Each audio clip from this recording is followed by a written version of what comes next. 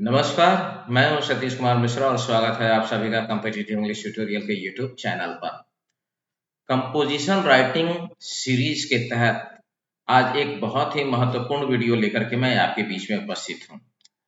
यदि इस वीडियो को आपने शुरू से अंत तक देखा तो आप ये समझ पाएंगे कि रामकृष्ण मिशन हो या अन्य गुरुकुल कुरुक्षेत्र जैसे विद्यालयों में जो बच्चों से अंग्रेजी के पेपर में या स्कूल के एग्जामिनेशन में किसी भी टॉपिक पर जो कंपोजिशन राइटिंग लिखने का सवाल पूछा जाता है कि राइट अ शॉर्ट एसे या right a paragraph on this given topic, और ये बड़ा एक सरदर्द हो जाता है कि या तो उन्हें किसी टॉपिक को रटना पड़ता है या याद करना पड़ता है, फिर जरूरी नहीं कि वही टॉपिक आए, बल्कि ऐसे कोई भी टॉपिक यदि उनसे पूछे जाएं और वो बिना गलती के सही सही कैसे उस टॉपिक को सही तरीके से उस पर 10 लाइन अपने मन से सोच करके कंपोजिशन लिखें, उसी संबंध में आज ये वीडियो मैं लेकर के आपके बीच में आया हूं। और ये वीडियो बहुत ही महत्वपूर्ण होने वाला है। बहुत छोटा वीडियो होगा, इसलिए इसको आप शुरू से अंत तक देखें, बीच में स्किप ना करें, वरना बहुत सारे इंपॉर्टेंट पहलू मिस कर जाएंगे। खास तौर से आरके मिशन में जो कंपोजिशन राइटिंग पूछा जाता है वो मात्र विद इन 10 सेंटेंसेस और उस 10 सेंटेंस के पैराग्राफ राइटिंग में ही बच्चे की लिंग्विस्टिक स्किल की पूरी जांच पड़ताल वो लोग कर लेते हैं। ग्रामर तो महत्वपूर्ण है ही, लेकिन सिर्फ ग्रामर ही महत्वपूर्ण नहीं है। उनके अंग्रेजी का सबसे महत्वपूर्ण पहलू जो होता है वो पैराग्राफ राइटिंग होता है, और इस पैराग्राफ राइटिंग के माध्यम से बच्चे की ग्रामर, नॉलेज ऑफ लिंग्विस्टिक और उनका जो लिंग्विस्टिक स्किल है उसको वो कैसे एक्सप्रेस करते हैं, इस सारी चीजों की जांच पड़ताल वो एक छोटे से 8 से 10 सेंटेंस वाले पैराग्राफ में कर लेते हैं। उसी पैराग्राफ को कैसे हम कंपोज करेंगे, जिसके लिए एक बहुत बेहतरीन और बेसिक जो तैयारी होती है, इसके लिए मैंने मास्टरी ऑन सेंटेंसेस नामक एक प्लेलिस्ट बना रखा है जिसमें मैंने 9 वीडियो डाले हैं। यदि आप इस चैनल पर नए हैं तो उस चैनल को जरूर सब्सक्राइब कीजिए, और अगर आपने नहीं देखा है, पहले से सब्सक्राइबर हैं और आपने नहीं देखा है, तो उस प्लेलिस्ट को जाकर के आप जरूर देखें। उस 9 वीडियो का पूरा आउटकम आपको इस वीडियो में मिलने वाला है।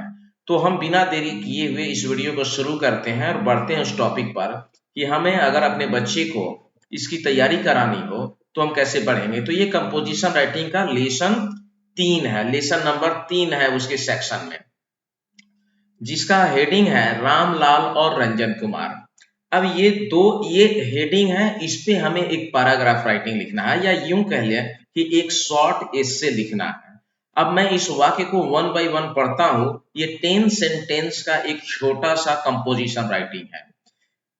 अब देखिए, इसमें बिना ज्यादा टेंस नरेशन वॉइस की, कहीं कोई गहराई में गए बगैर सिंपल प्रेजेंट और सिंपल पास्ट का इस्तेमाल करते हुए, और उसमें भी केवल 8 प्रकार के वर्ब का प्रयोग किया गया है, is, are, am, was, were, has, have, had, और इन्हीं 8 वर्ब के इस्तेमाल से हम इस कंपोजिशन को राइट डाउन करने वाले हैं। तो इसके लिए मैं आपको लिए चलता हूं अपने कंप्यूटर स्क्रीन पर।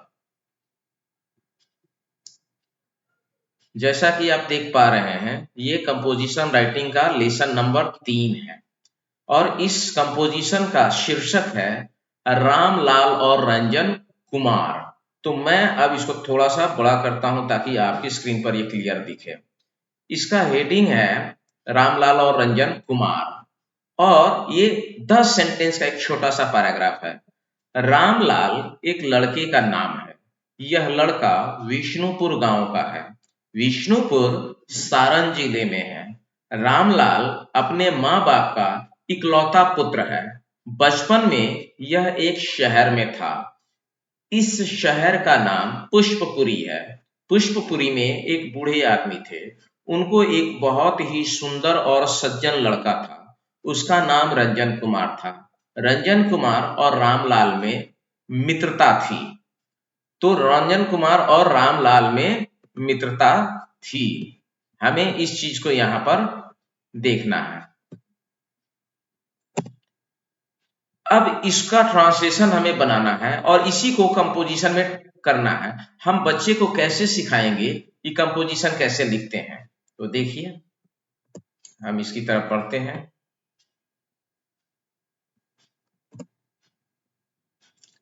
अब इसके एक एक सेंटेंस को मैंने अलग अलग पार्ट में अलग अलग कर दिया है। ऊपर का सबसे ऊपर जो है वो हेडिंग है और हम अब एक एक सेंटेंस को ट्रांसलेट करेंगे। रामलाल एक लड़के का नाम है। देखिए इसका ट्रांसलेशन क्या बनता है। Ramlal is the name of a boy. अब जो मैंने 9 प्लेलिस्ट डाला है मास्टर ऑन सेंटेंसेज में, उसमें सबसे पहला जो लेसन है वो है सीधा साधा होना बोधक वाक्य वाला। तो यहाँ रामलाल एक लड़के का नाम है, ये वाक्य देख करके कोई भी विद्यार्थी पहले पहचानेंगे कि ये वाक्य कैसा है। तो ये बिल्कुल सीधा साधा होना बोधक वाक्य है। और उसमें जो ट्रांसलेशन एफर्मेटिव सेंटेंस है, तो स्ट्रक्चर कैसे बना, Ramlal is the name of a boy, subject verb and remaining matter, ये इसका ट्रांसलेशन हो गया। नेक्स्ट सेंटेंस है हमारे सामने, यह लड़का विष्णुपुर गांव का है। ये वाक्य भी सीधा साधा होना बोधक वाक्य से बिलोंग करता है और ट्रांसलेशन हमारा क्या बनता है, this boy is of Vishnupur village. Next sentence है विष्णुपुर सारण जिले में है। ये भी हमारा सीधा साधा होना बोधक वाक्य है। Vishnupur is in Saran district. एकदम सिंपल सेंटेंस है। रामलाल अपने माँ बाप का इकलौता पुत्र है। Ramlal is the only son, इकलौता का अंग्रेजी होता है only, only son of his parents. ये हमारा इसका ट्रांसलेशन हुआ। अब हम देखते हैं, बचपन में यह एक शहर में था। इस वाक्य का ट्रांसलेशन क्या बनेगा, in childhood he was in a town. Next sentence आप देखिए, इस शहर का नाम पुष्पपुरी है। ट्रांसलेशन बनेगा, the name of this town is Pushpapuri. आप अभी तक जो भी सेंटेंस देख रहे हैं, ये सारे सेंटेंसेस सीधा साधा होना बोधक वाक्य से बिलोंग करते हैं। पुष्पपुरी में एक बूढ़े आदमी थे, ये है देयर वाला होना बोधक वाक्य, यानी इस वाक्य की अंग्रेजी देयर से बनेगा। अगर आपने देयर वाला होना बोधक वाक्य देखा होगा तो बड़े आसानी से आप इसको पहचान लेंगे। जैसे there was an old man in Pushpapuri. इस तरीके के वाक्यों की अंग्रेजी जहां कर्ता का स्थान कर्ता से पहले दिया हुआ हो, और इस वाक्य में कर्ता कौन है, बूढ़े आदमी, एक बूढ़ा आदमी। सवाल करेंगे कहां था, उत्तर मिला पुष्पपुरी में, और यह उत्तर इस वाक्य में सबसे पहले लिखा हुआ है। इसलिए इस वाक्य की अंग्रेजी अगर हम बनाएंगे तो उसमें पहले देयर का प्रयोग करेंगे। अब जिसने भी मास्टरी ऑन सेंटेंसेस सीरीज वाला वीडियो देखा होगा, वो स्टूडेंट हो या कोई भी व्यक्ति हो, वो खट से इसका ट्रांसलेशन बनाएगा, there was an old man in Pushpapuri. Next sentence आप देखिए, उनको एक बहुत ही सुंदर और सज्जन लड़का था। अब ये हुआ अधिकारी वाक्य, ये हैज हैव हैड से बनेगा, ये होना बोधक वाक्य नहीं है। उनको लड़का था और वो लड़के के माता पिता थे, तो यहां अधिकार वाली बात हो जाती है। He had a very handsome and gentle boy. लड़का था उनके पास या उनको एक लड़का था, तो इसका ट्रांसलेशन हम इस तरीके से बनाते हैं। आगे हम देखेंगे, उसका नाम रंजन कुमार था। His name was Ranjan Kumar. फिर हम देखते हैं, ये सीधा साधा होना बोधक वाक्य हो गया। रंजन कुमार और रामलाल में मित्रता थी। ये वाक्य जो हुआ, ये दो तरीके से बन सकता है।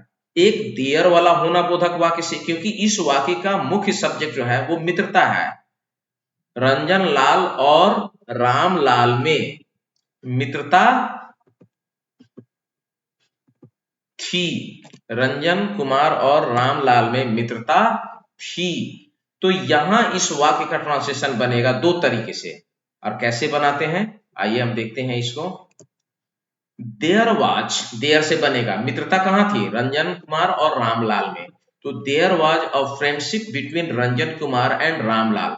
या इसको हम सीधा साधा अधिकारी वाक्य से भी बना सकते हैं, क्योंकि मित्रता दो व्यक्ति के बीच में थी। Ranjan Kumar and Ramlal had friendship. तो ये दो तरीके से बनेगा। अब जिसने सीधा साधा अधिकारी या देयर वाला होना बोधक वाक्य और सीधा साधा अधिकारी वाला वीडियो अगर देखा होगा तो उसको ये ट्रांसलेशन बनाने में कहीं से भी दिक्कत नहीं होगी। अब मेरा मकसद यहाँ पर ये था कि एक वाक्य को जब मैंने यहाँ ये 10 सेंटेंस का एक छोटा सा पैराग्राफ था, मैंने इसको क्या किया, 10 अलग अलग सेंटेंस में तोड़ा और 10 अलग अलग सेंटेंस में तोड़ करके इसको वन बाई वन ट्रांसलेशन किया। यही 10 सेंटेंस है आपके सामने में। आप चाहे तो इसका एक छोटा सा स्क्रीनशॉट ले लीजिए ताकि आपको रिवीजन करने में मदद मिलेगी। Please take an screenshot. अब मैं थोड़ा सा पीछे जाता हूं। यहां जो हमारा हेडिंग है एक साथ, जो कि एक पैराग्राफ दिख रहा था, और वही 10 सेंटेंस हमारे सामने जो अभी यहां पर दिख रहा है, इस 10 सेंटेंस का जो हमने यहां अभी ट्रांसलेशन बनाया,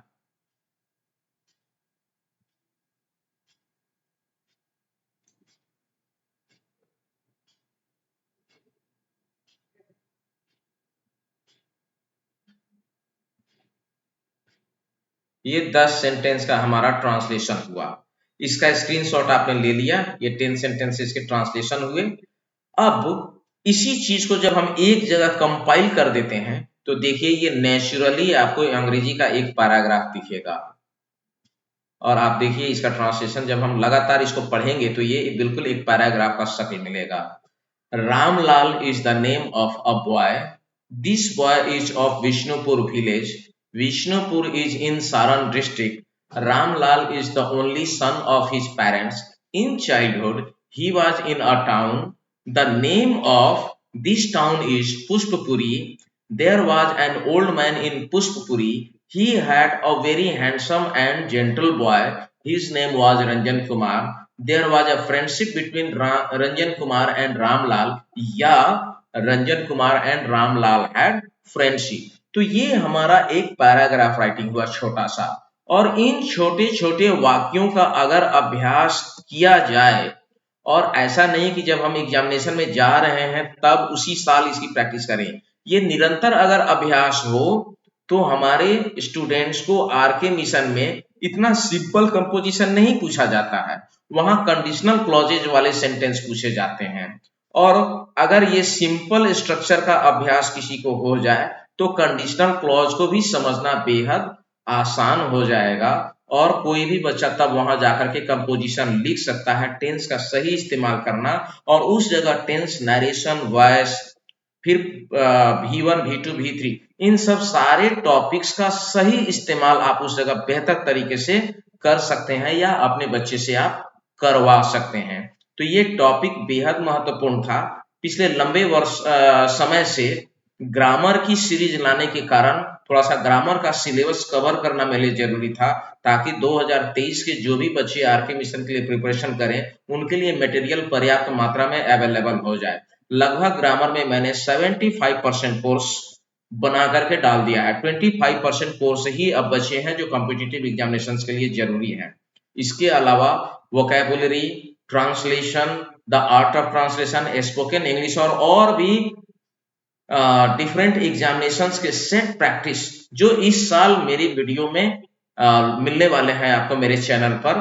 तो कैसा लगा आपको मेरा यह प्रयास, कृपया कमेंट करके बताइए। और यदि आपको मेरा प्रयास अच्छा लगता है तो please like, subscribe and comment. Thanks for watching competitive English tutorial.